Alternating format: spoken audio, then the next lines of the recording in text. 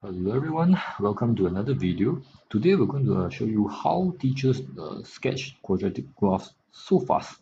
And we're going to showcase a second form kind of equation, the completed square version over here. So this version has some advantages. Okay, but nevertheless, I'm still going to find the normal things. So I'm going to find y-intercept first. So same thing, I'm going to sub x equals 0. So in this case, it's quite easy. It is actually negative 6 square plus 5. So this will be equal to negative 31. So for this form, usually I don't do the x-intercept first. Okay, instead I'm going to do the other two first. So when I look at the line of symmetry, just from this x plus 6, I already know the line of symmetry is definitely x equal to minus 6. And then again, from this form, I can easily see the turning point. So there's a negative here, so this is an N-shaped graph. There's a maximum point. So the maximum point will be negative 6, 5. Okay, so once I have this tree, I actually start to try to draw. And then the question is, after that, I need to see whether I need to find this or not. Okay, so let's see what I do now. So I will draw the x-axis first, and then I'm going to focus on the, in this case, maximum point. Okay, because there's a negative here, so it's maximum point. Negative 6, 5. So where is negative 6, 5?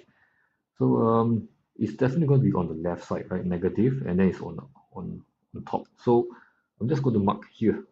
So this is going to be my negative 6, 5. So I'm going to write down negative 6, 5.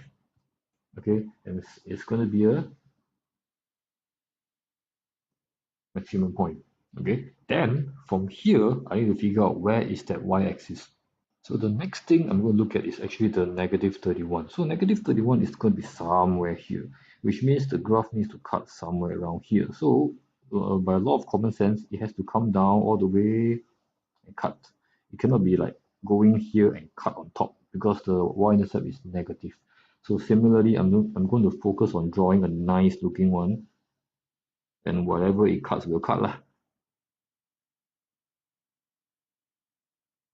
Okay, so this is pretty nice. Can be better, but good enough. So this will be the negative 31. And now you see that I realize, okay, so this graph actually cuts the x-axis because sometimes the graph doesn't cut the x-axis. So in this case, I have no choice but to actually calculate these 2 points. So I'm going to do that now. So you can see that I'm subbing y equals 0 over here. And then I'm going to shift the negative bracket square onto the left and square root both sides to get the plus minus, and I'm going to shift the 6 to the other side. So that's where the minus 6 comes from. So you can actually leave it in this form. This is what I call an exact form, or you can press your calculator and find the decimal.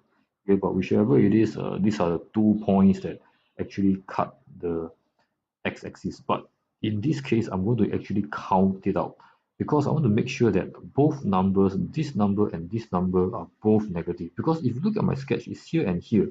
So both numbers should be negative. So it's a good time to check whether I'm correct.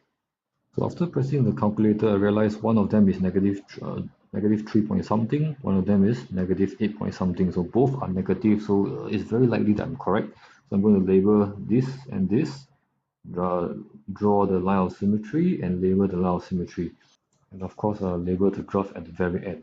So before we end the video, I want to show you another case where we don't have to find the x-intercept. So let's look at this question. It's almost the same, right? I only change one number. So from the plus 5 I change to minus 5, and you see how this affects the whole thing. So we'll start with again the minimum point, the maximum point, sorry. So it's going to be negative 6, negative 5, so somewhere around here. Okay, so it's a maximum graph, right? So it's like this. So once you draw this, you realize that, oh, it's actually very obvious. If this has to be a maximum point, how else can I draw this? Must be like that, what? And this will be the y-intercept, which is negative 41. And then actually there's no need to do this part. There's no need to do because it never cuts the x-axis, and hence there is no x-intercept. So this is a very special case. where you can just draw it almost instantly. Okay, so hope you learned something new. Thank you and bye bye.